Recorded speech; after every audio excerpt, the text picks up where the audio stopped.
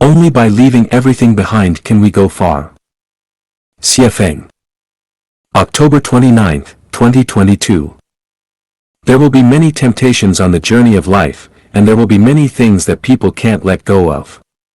When a person chooses the road to heaven, then the temptations along the way are like traps, and any concern in the heart is an obstacle on the way.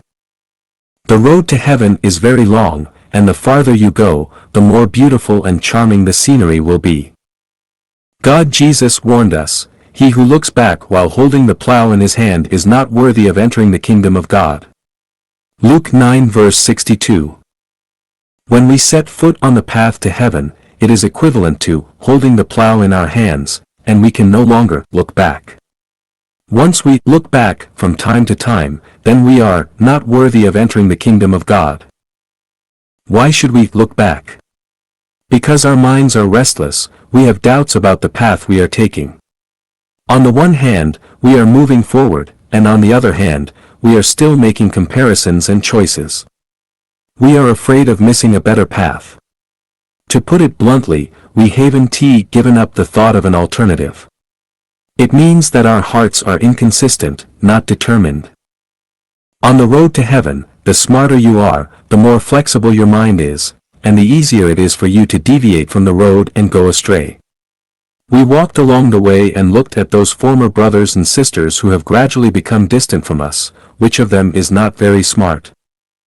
Only when your heart is dead can you walk a long way. I have already told you that benefit fails intelligence, intelligence fails the mind fails nature. Money, wealth, status, reputation, beauty, etc. are benefits. Once people are blinded by benefits, their intelligence will decrease. Cleverness, shrewdness, ingenuity, and being good at carefully watching what people are saying and doing, and temporizing are forms of intelligence. Once a person is blinded by intelligence, his mind will be somber, and he will not be able to see the view that is in the distance. When people pay attention everywhere, their thoughts are active, meticulous, worried, and full of enthusiasm, their minds are galloping in the boundless time and in space.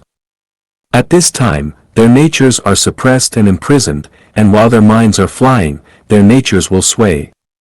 When one's mind is not peaceful, his nature is not clear.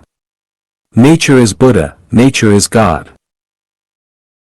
When one's nature is suppressed and imprisoned, it is equivalent to one's Buddha nature and divinity being suppressed and imprisoned. With one's Buddha nature and divinity being suppressed and imprisoned, of course, one cannot reach the land of Buddha and the kingdom of the greatest creator, that is, one cannot reach heaven. So, die in your heart, and be determined to walk on the road to heaven. One may be able to avoid traps, but not to let go of worries. This is also a very troublesome headache on the road to heaven. Humans are sentient species, and love is the most powerful one of the 36-8 diagram tactics. Where there is love, there is caring.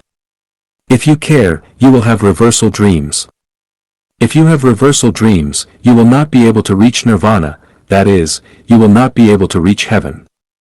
I can only stop at this point. If I talk too much, I will be confronted by sentient beings. You have to figure this out by yourself. How do you figure it out? By listening to the teachings of Jesus Christ and Buddha Sakyamuni.